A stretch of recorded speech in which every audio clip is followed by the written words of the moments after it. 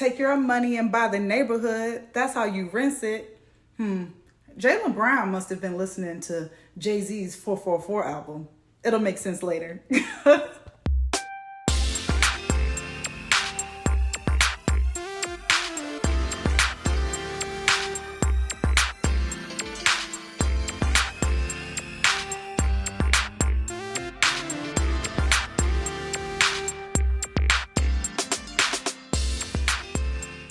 Two-time NBA All-Star Jaylen Brown has signed a record-breaking deal with the Boston Celtics. And it's the richest deal in NBA history. Ask me how much. Just ask me how much. $304 million over 5 years. Can I get a yes? And just wait until you hear what he wants to do with it. Well, that's a great question. I want to launch a project to bring Black Wall Street here to Boston. I want to attack the wealth disparity here. I think there's analytics that supports that, stimulating the wealth gap could actually be something that could be betterment for the entire economy. With the biggest financial deal in NBA history, it makes sense to talk about, one, your investment in community, but two, also, the wealth disparity here that nobody wants to talk about. It's top 5 in the U.S. It's something that we can all improve on. It's unsettling. And I think through my platform, through influential partners, through selected leaders, government officials, a lot who are in this room, that we can come together and create new jobs, new resources, new businesses, new ideas that could, highlight minorities, but also stimulate the economy and the wealth gap at the same time. How brave, how bold, how giving. I say all the time, I'm not a sports girl, but when sports intersects with culture, I'm all in. I want to bring a little more attention to the stat and facts Jaylen mentioned. Boston has historically been known as one of the most racist cities in America. I mean, given the history of the city and the role it played in the development of our country, that shouldn't come as too much of a surprise. But those of us who don't live in the Northeast may be surprised to learn just how big that wealth gap is that he spoke about. I did some research and found that the median wealth of white households in Boston is $247,500. For Black Caribbean households, that even out at about $12,000. And get this, U.S.-born Black household median wealth came in at $8 in Boston. And that's all according to a very well-known study done by Duke University, the New School, and the Federal Reserve Bank of Boston back in 2015. Jaylen continued to double down on his goals to make Boston a pilot and self-sufficient running city. And no surprise, he was met with a lot of applause at the end. I just love when I get to start my show with Black excellence and giving and love and kindness. Snoop Dogg is next on the list. All right, yes, the multi-talented entertainer and rapper recently donated $10,000 to a 93-year-old Black woman who was fighting to keep her family's land. Miss Josephine Wright owns 1.8 parcels of land on Hilton Head Island in South Carolina, and developers are working really hard to take it from her, okay? Now, this land has been in her husband's family since the Civil War, so we're talking about 7 to 8 generations, y'all. Now, get this. The developer who is suing her is claiming that her satellite dish, shed, and screened-in porch are delaying the construction of new homes they plan to build because they're encroaching on their property. Well, Ms. Wright said, "Not too fast, youngins," and filed a countersuit claiming that developers who have used a myriad of different tactics to get her to sell her home. We're talking intimidation, harassment, and trespassing. Now, Snoop isn't the only celebrity that has donated to the cause. Kyrie Irving recently donated $40,000, and even mogul Tyler Perry entered the chat, literally, the Instagram chat, asking how he can help Ms. Wright. Now, it's important to know that Ms. Wright has raised more than $250,000 so far. So please keep up the fight, Ms. Wright. Healthy young people and heart problems. Those are not two phrases that we hear together very often. But as you know, Bronny James, the son of basketball superstar LeBron James, went into cardiac arrest earlier this week. The good news is that their family is, and I quote, "together, safe, and healthy," according to a recent tweet from LeBron. But I understand that so many parents out there may be thinking, if this can happen to LeBron James' healthy son, what should I look for to prevent it happening to my baby? For parents, doctors say the first step to protecting their baby is to get their child a health screening before each season. Even then, they say a cardiac arrest is very hard to predict. The good news is that doctors say this is not an epidemic.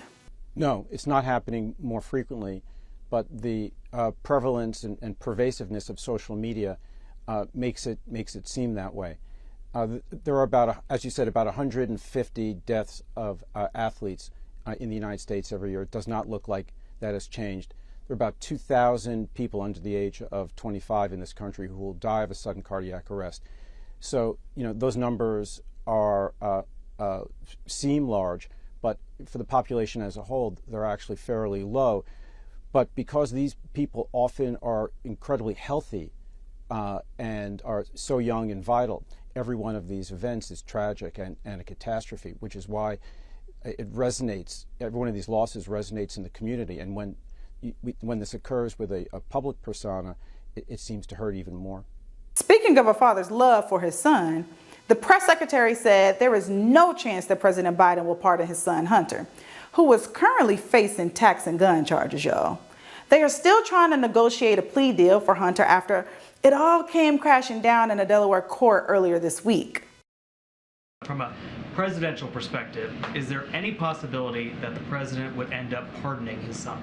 No. Really not going to say anything more than what I shared yesterday. This is a personal matter for Hunter Biden. This is, a personal issue.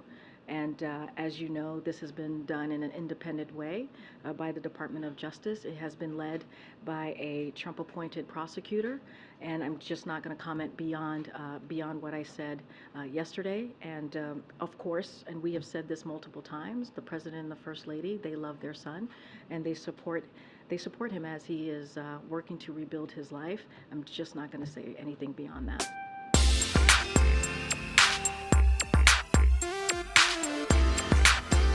Y'all, it is hot outside. Not only did my AC go out for a few days, my best friend's AC went out and the car AC went out. It was miserable, all right? Well, apparently scientists are saying this month is the planet's hottest on record by far. The hottest in 120,000 years to be exact. Listen, I wasn't here 120,000 years ago to confirm that, but I know when I step outside, I'm burning up. Me and millions of others across the nation. Right now, about 45% of the U.S. population is under various heat alerts. As the heat continues to expand to the northeast, it could have fatal consequences. And not only that, it threatens the nation's largest power grid. The Advocate Channel's Mike Valerio has the latest.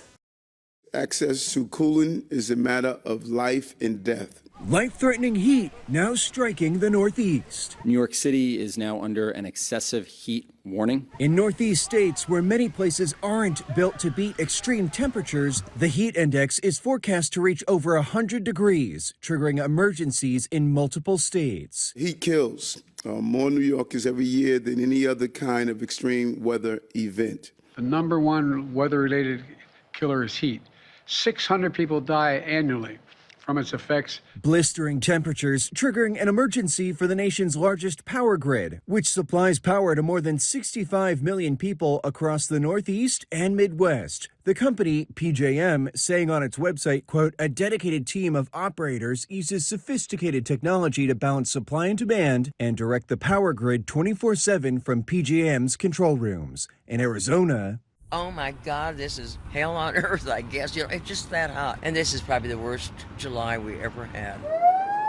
25 people have now died from sweltering heat in Maricopa County. The Wildlife Center in Phoenix says lines have formed outside the intake windows as people come across animals falling victim to the city's record-breaking temperature streak. Farm animals are also suffering in the heat alongside humans. They don't want to eat quite as much, just like any of us, just not feeling quite as much energy. I'm Mike Valerio reporting. Okay, now y'all know I love going to the movies, and I'm a bit of a movie elitist because I am an A-list Stubbs member, all right? But what you may not know is your homegirl here loves scary movies and suspenseful movies and thriller movies, all right? But one thing about it, I don't do exorcism movies. I can barely say it, y'all. You ain't bringing that negative energy up in here, all right?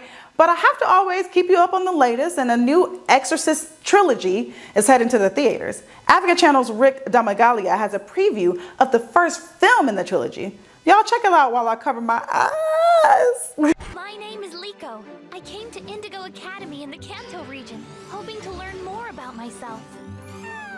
The Pokemon Company International has revealed the first English-language dubbed footage of Pokemon Horizons the series. The animated adventure debuted in April in Japan, with the U.S. release date still to be announced. Oh, hi, Pikachu! And in more Poke news, Pokemon Ultimate Journeys the series will conclude the 25-season journey of Ash Ketchum and Pikachu, debuting September 8th on Netflix. In Hollywood, I'm Rick Damagella. Always remember, don't go with the flow, be the flow. Jay-Z said, don't go with the flow, be the flow. All right, and that's on Jaylen Brown. See you next week, world changers.